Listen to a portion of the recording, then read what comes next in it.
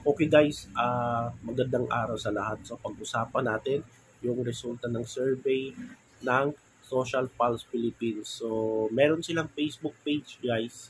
Hanapin nyo, i-search nyo yung Social Pulse Philippines sa Facebook. Hindi lang senatorial candidate yung sinosurvey nila, kundi meron din party list at mga local race. Halimbawa sa Davao City, meron silang survey, no? Mayoralty preferences. Ito guys, oh. Nakita nyo? Yan. Kung saan lamang si Carlo Nograles dapat dito kay Digong. Itong survey na ito, nangyari yan before na-aresto si tatay. So, nasa inyo niyan kung maniwala kayo. So, meron silang survey ng Social Pulse Philippines sa pagka-senador. Ah, parang ano no, social. Parang pinagsama lang yung SWS at Pulse Asia. Social Pulse Philippines. So, meron silang FB page. Tignan nyo na lang. If,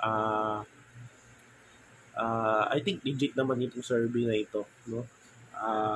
Ito, basahin ko guys ha.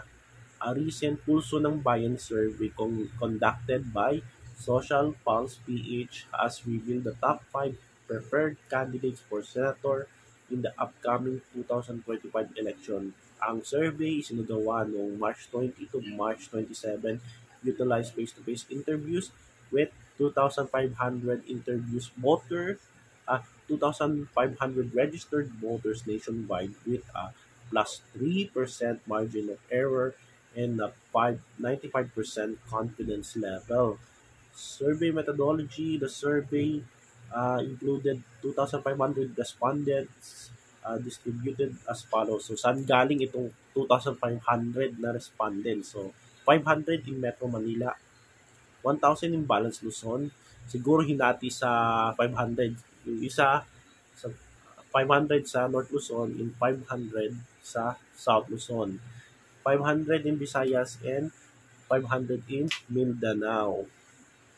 Face-to-face interviews were used as the standard method ensuring accuracy and reliability in voter sentiment analysis. So, guys, marami ng mga survey, no? Sinasabi ko yung marami ng mga survey nagsulputan ngayon, lalo na ngayong eleksyon na ito. So, ang pinagkakaiba ay magkakaiba yung resulta. Iba-ibang resulta nila, no?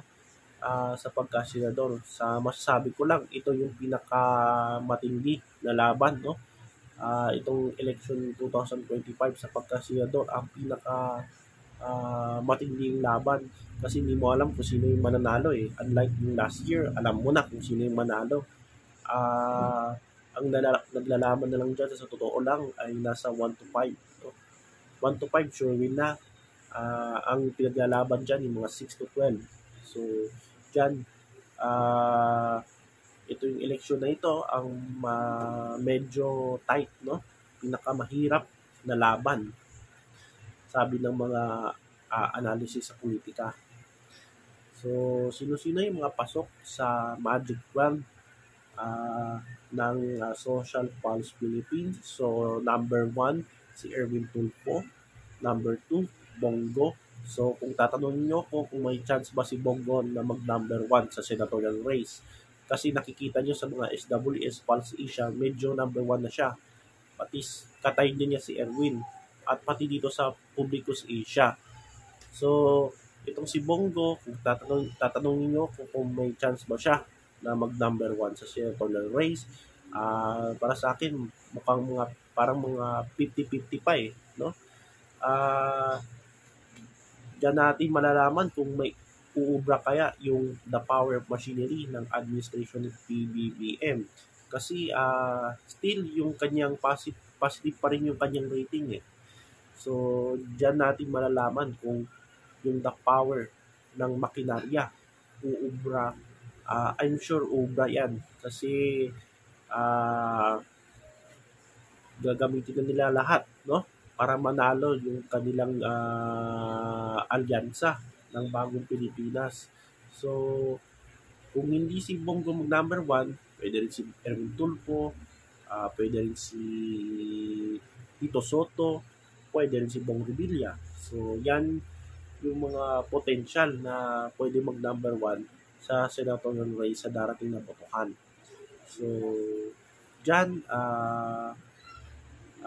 baka sa mga susunod na linggo, no, susunod na mga araw, dahil palapit na yung eleksyon eh, isang buwan na lang guys, no? Kaya todo-todo yung kayod yung mga kandidato na para manligaw ng mga botante at mga lokal na opisyal. So, balik tayo dito. Erwin Tulfo, number 1. Number 2, Bongo. Number 3, Tito Soto. Number 4, Ben Tulfo, tumatakbong independent. Number 5, Kiko Pangilinan. Number 6, Bam Aquino. So, nung na-monitor ko itong Social Pulse Philippines, silang dalawa ay nasa 11 and 12. Ngayon, nasa 5 and 6. So, tanong ko lang, why, what if kung si Kiko at si Bam ay makakasama na dyan sa administration ng PBBM? Kasi, ewan ko kung pinaalis or nag-usa lang, no? Itong si Amy Marcos na umalis na sa alyansa at pati itong si Camille Villar, hindi naman siya umalis pero merong mga campaign sorties ng alyansa na wala itong si Camille Villar. So, merong mga rumor baka itong si Bam at si Kiko masama dyan sa lineup ng admin. Ang maganda kasi kapag kakampi ka ng pag nasa administration ka, makaka-gain ka ng 5 to 10%. No? 5 to 10%, halimbawa, yung rating Kiko at Bam nasa 20 to 30. So, makaka-gain siya ng 5 to 10%, mga 33 to 35%, o di kaha, mga 38 to 40%. So, yan talaga ang power ng administration if kung nandyan ka sa administration kakampi, nasasama, ay makakagain ka ng 5 to 10%. At lalo na kapag yung sinasama mong administration ay popular o di ka na positive sa ratings. So, malaki yung chance mo pag nasa administration ka. At wala kang problemahin kahit campaign mo, no? Kahit pang kampanya mo lang, no? Kahit pang poster, wala kang problema dyan.